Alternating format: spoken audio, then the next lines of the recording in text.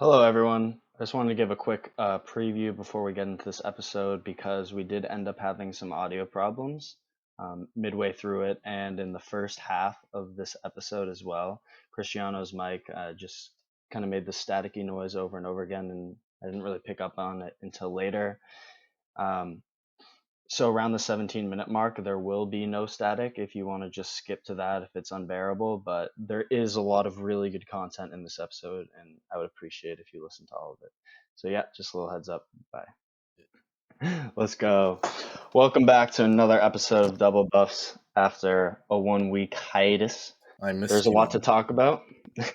There's a lot to talk about as we have some extra series to touch up on that happened in the past. We're not going to highlight them too much, but we're going to talk about them briefly and then kind of give our final goodbyes to these teams as we synopsize their season.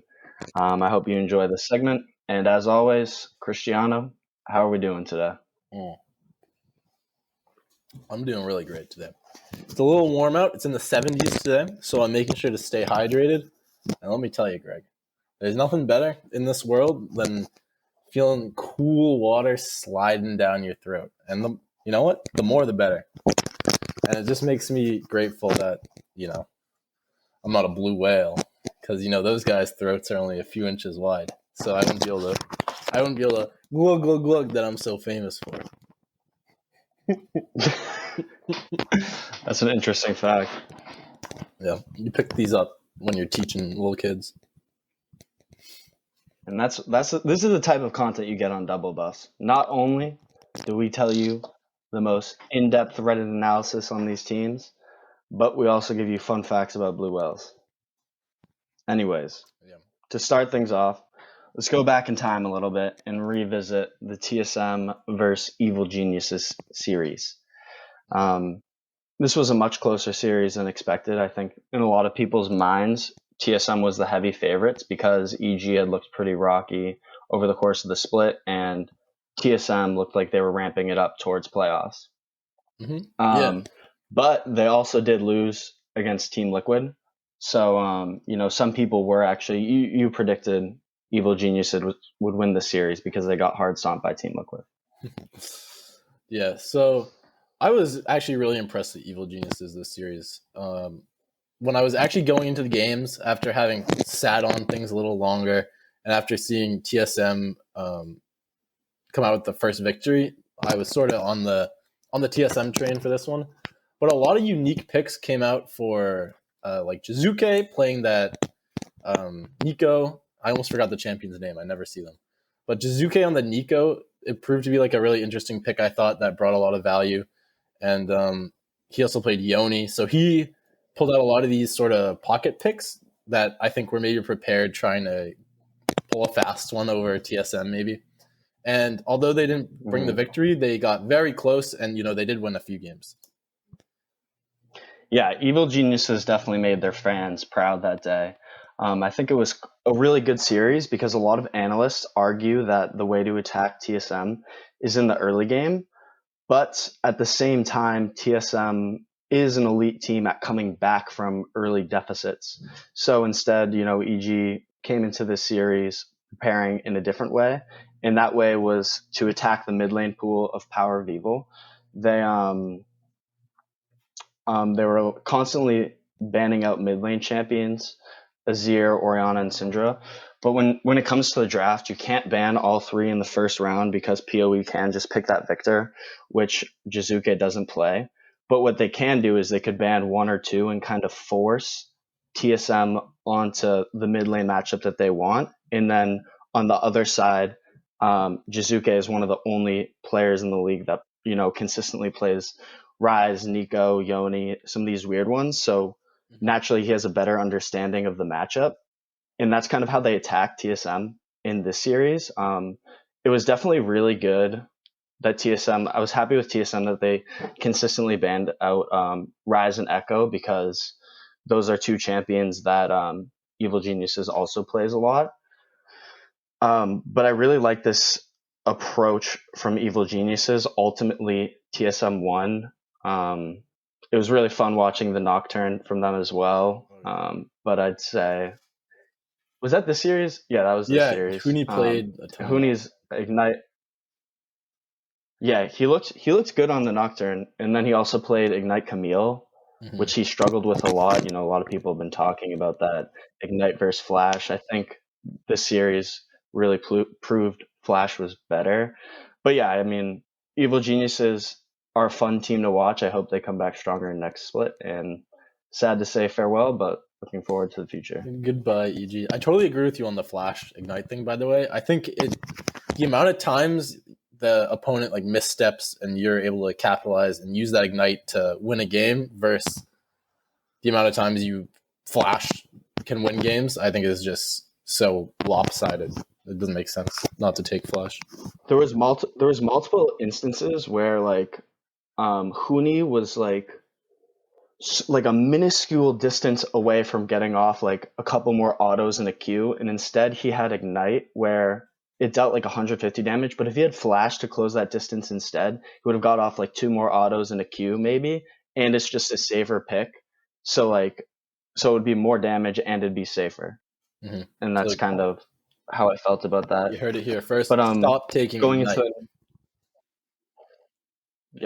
And going into the next series, or the next team we're going to wish farewell to, Dignitas. We had Dignitas for 100 Thieves. Basically, everyone was pooping on 100 Thieves. They were saying they kept getting wrecked with this new roster. Ryoma just isn't it. Dignitas ramping it up. They've had time to prepare. People were predicting 3-0, 3-1 victories for Dignitas, yet 100 Thieves just uberly stomped them. Yeah, for sure. This really sort of did two things, two kind of obvious things. It made me feel not so bad about 100 Thieves going into TSM, which, we'll talk a little bit about later. And also, I think it really exposed Dig as sort of a bunch of lucker dogs. Or not lucker dogs, but the strategies that they were using don't hold up in like best of fives, clearly. But yeah, I've been liking Ryoma a little bit more. Yeah. But I don't know. He's still clearly not on the tier of like Power of Evil or these other guys. But here he was perfectly suited to take on Soligo. Yeah. I mean, Dignitas' Cinderella story came to an end, but they still had a good split and they were an entertaining team to watch in North America. I was happy to see them, outprove everyone's expectations. Ultimately, they fell short. Mm-hmm. But in this series specifically, I think game one kind of just showed, like after game one, I was like really confident that 100 Thieves was going to win. And my reasoning behind that was in the first round of bans, Dignitas let 100 Thieves play Kaisa, Hecarim, and Ori, which uber stomped the regular season because it's like such a good dive comp where Kaisa and Hecarim can go in together and Ori's going to speed up Hecarim. It doesn't even matter what you round out the comp with. It just, whenever that was picked in the regular season, the team that had that comp was easier to execute, more wins. And then they even let Nar go through in the second phase, which, Nar, I haven't looked into the stats for this, but I'm pretty sure Nar, Hecarim, Kaisa, Orianna likely has the highest win rate in the league. And I was like, after I saw this, I was kind of thinking like, oh, Dignitas must have a strategy plan for this. Like, like 5-head, like just, 3D chess. Mm-hmm. But their answer was Volibear, which basically no one in the world is playing. And they got behind pretty quickly, and Someday was stomping on Fake God's Gangplank throughout the series. Mm-hmm. And they fell short. So I don't know. No one was expecting much out of them. And they still outperformed during the regular season, so I can't be too sad about this series. Yeah, I'm mostly not sad about them getting booted out because no one probably, like you said, no one saw them getting any further than semifinals on like a golden shining day for Dignitas. But I'm really excited to see sort of where these players go next split next year. Especially have my eye on Neo, who I think has proved himself to maybe be one of the best on the team behind Dardoch and Aframu. I think he's probably a solid third there. So I'm excited to see where he goes and if Dignitas decides to hold on to these players or if they're one of those orgs that's sort of like a money-making machine where they're like, oh, we got some hot prospects to offload to these other top teams. So I'll be excited to see where these guys go. Mm-hmm. This is definitely an interesting conversation because the time between spring and summer split has been like greatly reduced from last year. So I think a lot of these teams are going to be looking similar, or they're at least going to be rushed in their roster construction for next split. Agreed. Yeah. But yeah, moving on. Wait, we gotta our say goodbye next to team Dignitas, that man. has. Oh yeah. Bye bye, Dig. Dignitas. All right. I expect you won't make playoffs for a few more years, but it was good to see you here while it lasted. Come on, man. You don't gotta do them like that. No, I'm just kidding. I actually applied to a Dignitas internship, so I really. Dude, Pog. Nice. Hey, get me on there and you'll be golden. But next team that we're wishing farewell to will be 100 Thieves. What are your opinions on the TSM versus 100 Thieves theory and your final takeaways? Like I said, I was pretty pleasantly surprised with their performance. I mean, they managed to take one off of TSM. I think FBI, this bot lane on 100 Thieves, when everything else was crumbling, I think they really showed that they're still top tier LCS bot lane. Probably on the tier of like Tactical and Core JJ at the moment, how they're performing, I would put them kind of head and head. I've seen just FBI. I've been playing a little bit of ADC, and there are these moments when you come into team fights and the game is all set up, and you look at the opponent team and you know just whose like moves you have to dodge, and this guy's gonna be coming for me, and so I have to use my moves this way. And he just performs. He just uses the kits of these ADCs phenomenally to execute that. It's so easy to think, but I want to hold my jump here for a second. I'm a little bit greedy, but no, he was always using it at the perfect time on that Tristana. So I'm really impressed with this bot lane in this series, despite their defeat. That being said, the top lane of 100 Thieves has done the opposite of impress, I feel like. Someday has been on a steady downward trajectory. Picking Jace, how many games did you pick Jace? 1, 2, 3 Jace games. So he took 3 Jace losses against Huni, and they didn't decide that maybe they should switch up the draft. Someday is not exactly an unskilled player, you know. He has a decent champion pool. You would think that he'd be able to pull out some other things to make more of a difference in these matchups, but he just didn't really. And I'm of a differing opinion to that note that you just made. Yeah. I think that 100 Thieves looked immensely better last week. They came into this series with really good prep, in my opinion. You know, I think they prepared this Jason to Gnar matchup because they stomped on Gnar like 3 games in a row against Dignitas. They were probably expecting that TSM would either be banning out the Gnar or picking it themselves. And it was obvious that, 100 Thieves identified that we're not a better team than TSM in the mid game, so we're just going to try to force early game wins. And game after game, they were up like 3k gold with really good dragon control. But there was just these miracle Baron plays by TSM and miracle like soul dragon fights by them that just completely flopped the game. Yeah. But I really don't want to fault this Jace pick too much because it is a hard champion to play. Your team needs to play around you. You need to be up like 40 CS for it to be considered a win. But if you do that, it's very easy to stomp over the opponent, which was a different approach than Evil Geniuses took. And overall, Papa Smithy, and the team making the decision to bring in Ryoma over Demonte, I think it was the correct decision. They did look like they turned things around towards the end here, and I'm expecting them to improve a lot next season. Yeah, maybe I should give some clarification. So like the Jace pick, maybe someday didn't perform terribly, and maybe we can put some of this blame on Closer because he was one of the other ones who I thought underperformed in this series, or maybe it wasn't an underperformance given how the season ended. But yeah, like you were saying, you really need to play. Your jungler needs to consciously and proactively play for the Jace so it can get a sizable enough lead that it isn't just a liability in team fights. And, that didn't really happen in any of the 3. Or actually, not any of them, because they won one and he did pretty well. But so, yeah, That's 100 Thieves for you. And I mean, that's kind of how it goes. That's how it goes. 100 Thieves picked like winning lane matchups with very low CC and engage, while TSM on the other hand had Orianna and Gnar. So once the game went late, you knew that TSM was going to win. But that's a sacrifice you make going into the series. With 100 Thieves, they were like, let's put our foot on the gas pedal and let's ride this car into the sunset, whether we win or lose. And I'm happy that 100 Thieves took this approach rather than just try to have like a mid lane mage battle with PoE versus Ryoma. Because once you have Ryoma on Azir and PoE on like Orianna or etc., it's over from the start of the game. TSM's going to win.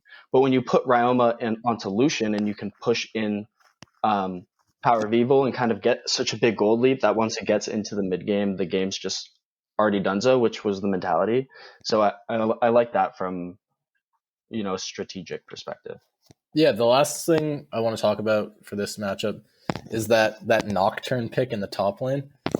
I've been playing a little bit of it myself, and it seems so disgusting. That extra dash on Stridebreaker, as people are even still, I feel like, figuring out item builds a little bit from the item changes this preseason. Because some of these champions that were sort of left by the wayside, these synergies are being found, like Nocturne and Stridebreaker guaranteeing your fear, so you can always get that fear and that movement speed towards them while they're slowed, and it's just impossible for these ADCs to get off of you, or to get you off of them.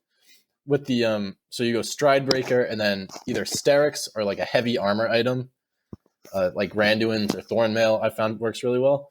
And it allows you to just dive the ADC with impunity. There's nothing they can do. There's literally zero. Xayah ults, oh well, your fear actually goes through the ult. The tethers stay on. The pull through, oh, you're spell shielding it. So it's just a nasty pick. And the matchups in lane don't seem that bad either. Maybe it's just me playing in gold, but you seem to pretty reliably be able to push waves super quick with your passive AoE auto attack in your Q and either invalidate the lane and just like make it an even matchup, or there's so many lanes where you can just run down with Time Warp Tonic and Corrupting Bot. You get so fast, it's unreal. But yeah, I just love that pick. It's great. You're moving around a lot, and it's like super. I think you're. Oh shoot! Making I think some static. Maybe I yanked my headphone jack. Testing. All right. So we had some audio problems. No big deal. Sorry for this split. Also, we figured out that Cristiano's mic is having a little bit of a noise, and we're thankful if you made it this far, if it's not too bothering. Cristiano's going to hold up his mic. Hopefully it gets better. But yeah, to continue on to the conversation, Cristiano was just talking about Nocturne. And I think this season in general, especially in pro play, there have been a lot of diamond in the roughs that randomly come up throughout the season. Like Udyr came up. People weren't expecting Udyr to be strong at all, like out of nowhere. Same with Tristana. And I think this season in general, there's been a lot of these sleeper picks that teams are figuring out and will continue to figure out, similar to Nocturne. The jungle pool has kind of remained steady with like 4 or 5 champions being Nidalee, Lilia, Udyr, Hecarim, Olaf. Largely, I think because of the jungle item change where you just get that one item at level 1. There used to be Hunter's Machete and Talisman. Talisman was kind of like good for spell slingers, and Machete was good for auto attackers. And what they did this new split is they combined the two. So it's kind of like 50% Machete, 50% Talisman. And that's really good for like spell slinger auto attackers that are fast in the jungle, like Udyr, Lilia, Hecarim. Yeah. And that's sort of the aspect that gives them for champs. That's super fast clear. The fact that they have these spells that are a big part of their kit, but in the case of Udyr and Hecarim, their auto attacks are pretty decent damage as well. So they, like you said, make really good use of it. Mm-hmm. Yeah, they have good sustain and they're really fast, which has been that's been the story of the split. But then we also have C9 versus Team Liquid. That happened. I'm just gonna give a rundown of both teams. Cloud9, I think their style, I would describe them as kind of like, they thrive in organized chaos and creative thinking. They're definitely the most versatile team in draft out of anyone in NA. They're also their macros really sound. It seems like maybe Team Solo Mid and Team Liquid have to talk about macro a little bit more than they do in game. I think Cloud9 is a little more autopilot with their macro decisions, wave management control. These are things they really excel at, and as a result, this lets Blabber and Perks and the team as a whole think of more creative ways to come back into the game because they have more time to talk about that stuff than lane assignments, it seems like. Yeah.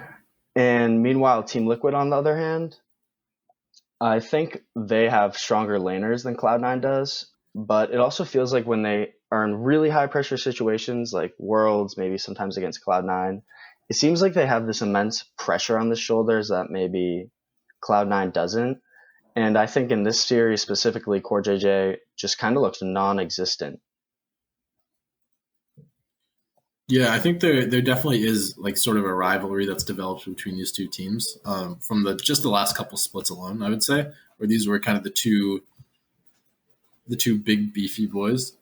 But you're right. I was looking at the final match. Core JJ tried to take out Tom Kench, and he got just easily counterpicked by the Braum from Vulcan, which was a great matchup. The Ashe Braum into Jinx Tom Kench. Vulcan really just showed that he's willing to make... Braum isn't innovative by any means, but the fact that he's willing to go outside of that meta to say, I think this is a good matchup, and despite no one else really playing it, and taking it and then smashing with it. And same for Sven. I mean, he did something similar because he picked Ashe, which isn't one of the premier AD carries right now. So they're showing a lot of flexibility, which is key.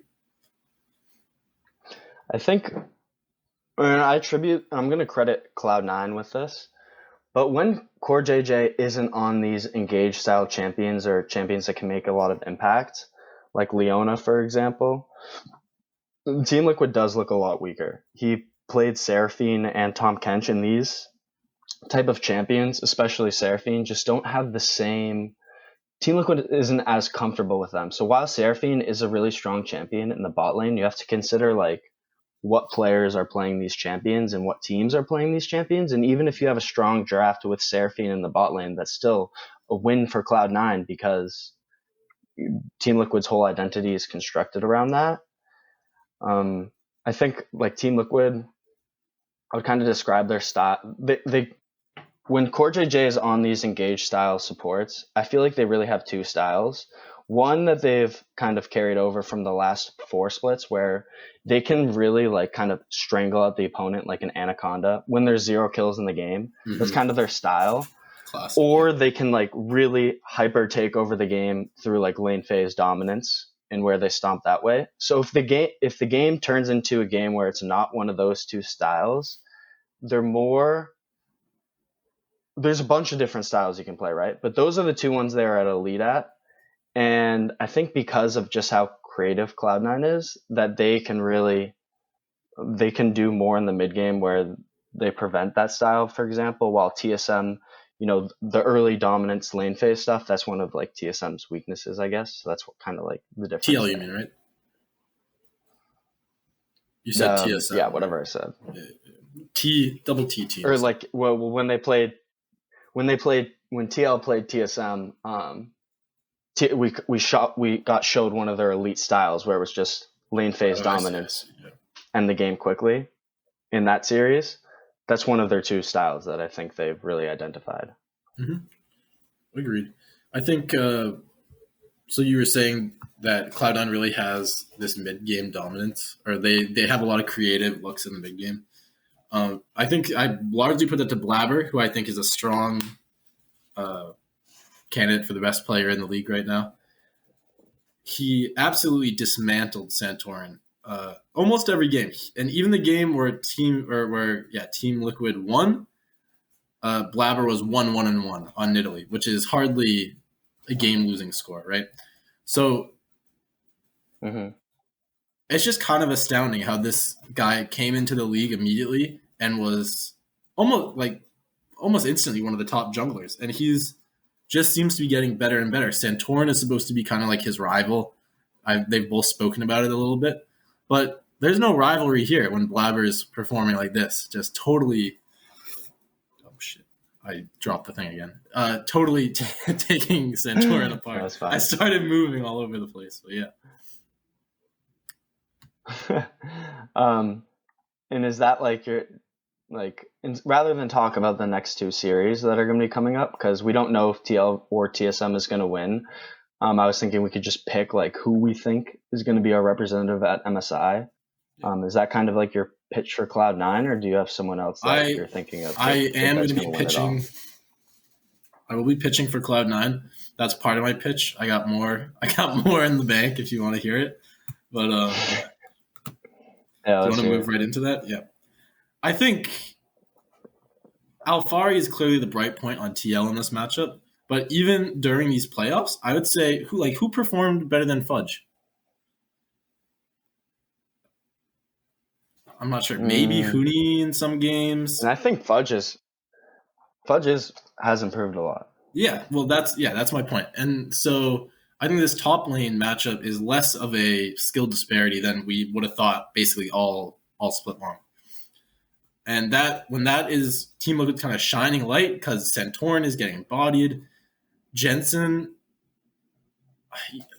I think there could be a case somewhere there, but when I see the name Perks and I see how he's been performing in these playoffs, and then I see Jensen, who I think you mentioned, did you say he was looking a little shaky earlier? I don't exactly remember, but I think Perks regular split.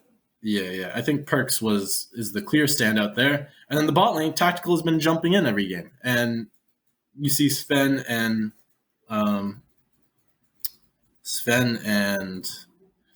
Vulcan, yeah, there it is. They just took care of the bot lane of Team Liquid, no problem this series. And so if we're just gonna have another rematch, there's gonna have to be some changes for TL for them to overcome Cloud9. And TSM, I don't think even stand a chance. So there you have that. There you go. Let me explain to you why TSM is going to be our representative at MSI.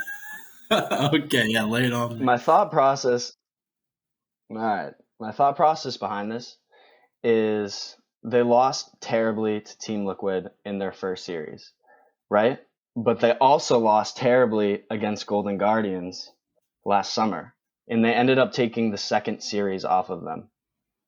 They had really bad drafts in their first series, and I'm sure that they will fix these mistakes going into the next matchup against Team Liquid. And when there isn't such a draft disparity, we haven't even seen how like a series between these two teams will actually play out when one team isn't already favored from the get-go. Mm-hmm.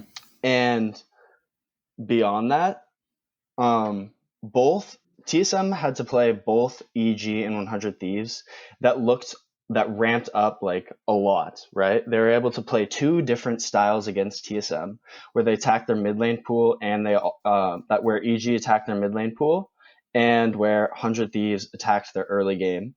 And I think these two series is going to give TSM also a lot of things to work on during review. They're going to be like, I think it's really good at shoring up their weaknesses. So they've had 3 series where they can take stuff away from. The Team Liquid one where they can improve their drafts.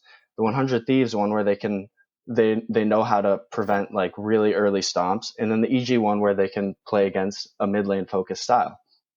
And with this extra practice, I think TSM has just become a more versatile team than Team Liquid this upcoming week.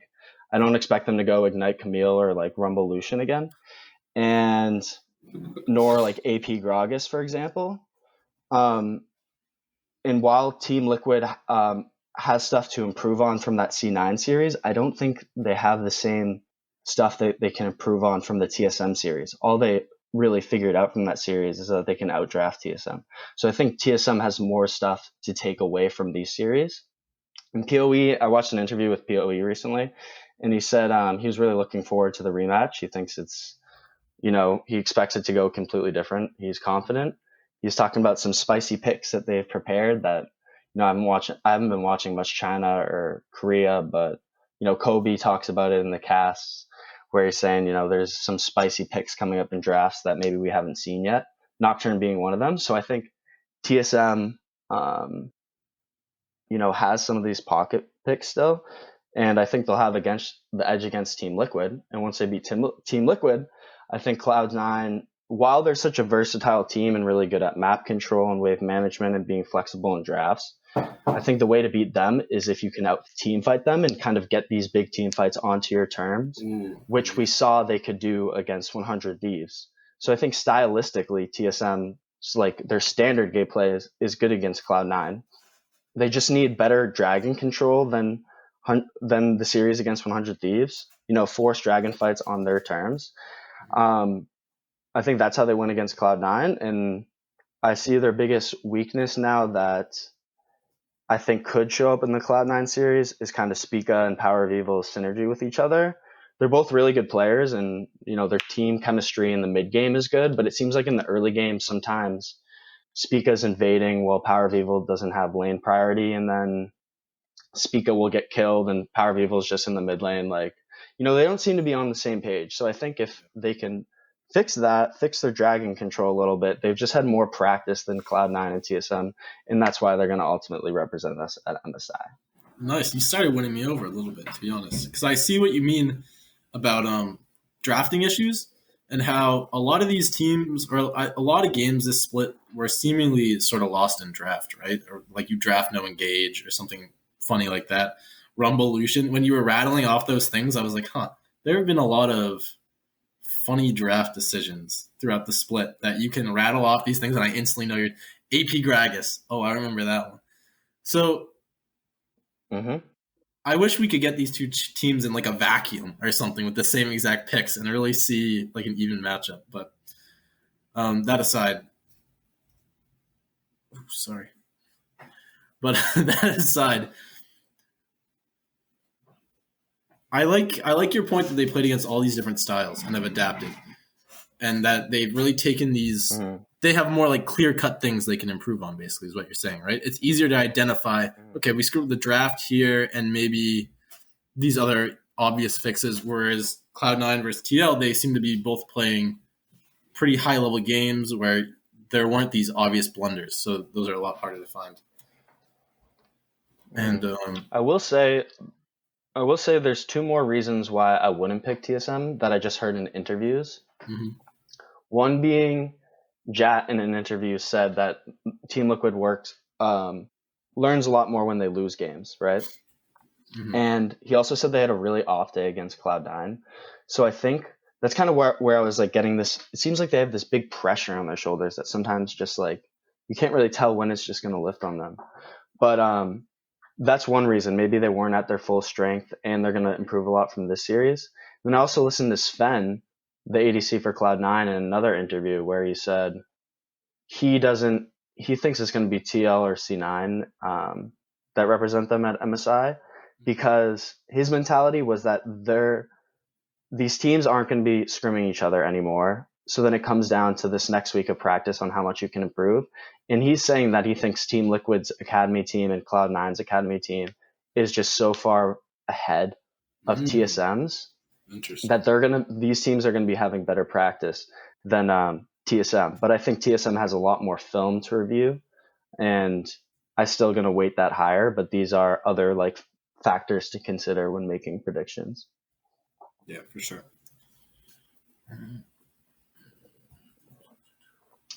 I mean, I haven't been watching much global esports, but do you think any of our teams? Do you think this is the MSI?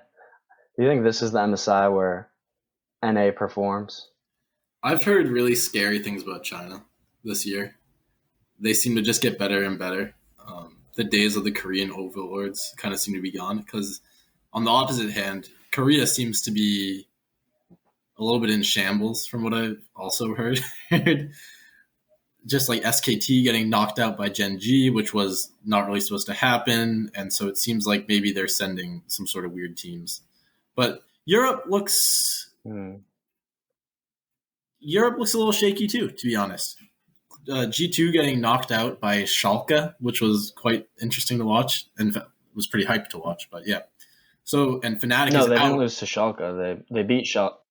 They I beat think in the Schalke. lower bracket. They lost to Mad Lions, I think. Oh, they're in the lower bracket now. Oh, they even lost them. No, you're right. Yeah, Schalke they beat beat Schalke, Fnatic. then they lost to Mad That's what I'm Lions. thinking. I was thinking Schalke beat Fnatic and they knocked them out of finals for the first time in like 5 splits or something. And so maybe that new blood proves just as good, but something in the back of my head says they won't really hold up their first year in international play like these old veteran teams like G2 or Fnatic would. So Fnatic's out, G2 is in the loser bracket. So we'll see. If Europe sends neither of those teams, I would feel pretty favorably or like more favorably about our chances, but there's still that monstrosity of China lurking in the background like Godzilla. And NA needs to be Kind there. of King interesting. Kong. Yeah. On that point, what's kind of interesting is that every single year, it seems like we have these giants. We have TSM, Team Liquid, Cloud9, Fnatic, G2, SKT. It's seemingly these same teams, maybe Gen G is one that's appeared a lot, that come up in these international tournaments, right? And maybe this year, NA is the only one that kind of has that, Flash Wolves from Taiwan. It's these same teams. But China, on the other hand, they're always sending different teams. Always. And I think that just shows how strong the region is, because when you're sending all these different teams and, one split of teams in first place, the next they're in ninth, it's just really all these teams are such equal in skill. It's just meta. It literally is just meta that decides the best teams sometimes. And that just shows how strong of a region China is. Yeah, I'm going to start tuning into the playoffs now that we're sort of more near the end, because I don't really want to watch all those beginning. I just haven't been tuned in, so it doesn't mean too much. But I want to see these later matches, especially the finals. I can't imagine how crazy like the top 2 teams in China, the top region going face to face is going to be. So yeah, I'm looking forward to that. Oh, one thing we didn't mention at all that actually can make a really big difference before MSI is that next week stage games actually return, and no longer will teams be playing in the safety of their homes. Nice. So that means that players like Fudge, Lost, Ooh, yeah. these rookies have never played on stage before, and they don't really understand the pressure. I think that's the biggest thing. It seems like a lot of the vets are excited for this to come back. But when you're consistently playing in the same area all the time and you're just used to that, once you go into a different environment with fans and pressure and crowd chants and you can't hear your microphone as easily, it really just can change the perspective of the team. So I think some of these players were at Worlds China had the 2-week quarantine, so they were able to get some stage experience. But Huni's been off the stage for probably over a year now. So I think that's something to look out for too. Is maybe some of these players crumble under the pressure, or they rise to the occasion. Yeah, that's a good point. Yeah. TL is the only team without any of those sort of rookie players. So maybe TL gets a little bit of a buff from this against both TSM and Cloud9. Neither of us picked them, but maybe they'll be the ones who take it after all. Yeah, I was going to say I didn't know if Tactical had played on stage yet, but he definitely did at Worlds at the very least. Yeah, and that's a pretty good stage to play on, I think. It's a pretty good size stage. Yeah, so I think Lost and Fudge are the only 2 that have never played on stage before, which... Oh, wait. Spica... Oh, no, Spica played at Worlds Spica's as well. had a couple Okay, so yeah. Yeah. So it seems like this is gonna benefit Cloud9 a bit more. Yeah. And we also saw how TSM did last Worlds when they did have to play on stage. So, Spica didn't look that. Actually, Spica was the one shining light, low key. Power of Evil did look really good on FlyQuest at Worlds when he was on stage. They took games off of one of the favorites in the tournament, Top Esports, where he went up against the mid lane favorite Knights. A lot of people had them as the top of his. They had them at the top of their player rankings out of all positions. So yeah, I don't know. Regardless, I'm excited to see who represents us at MSI and how we look there. Same. I'm gonna be so sad any if we other- have another domination of NA though. It's gonna really crush me, and it might happen. Okay, so we have a question. Yeah. You think C9's going to make it there, Yeah. or your pitch at least, and I think TSM's going to make it there. hmm Which team do you think would perform the best if they made it there? I think definitely Cloud9. hmm I give it to Cloud9. I mean, I guess there's the Fudge not being on stage thing, but I just think Cloud9 is on Cloud9. No, you know that saying? Yeah, Never mind. I do. Just when I think of Cloud9 and like the elite players they have, like even internationally, Perks elite internationally, Sven at one point elite international player, and Blabber doesn't really have the awards, but like you said, or no, you were talking about Spica, but he performs pretty admirably in international situations. So I think they have the experience. I think they have the star power to sort of go toe to toe with these other regions' top teams, because those teams are going to have the best of the best on them. And I mean, yeah, I just think C9's the best. So this is my worry. I think TSM is going to be our representative at MSI, as I just explained.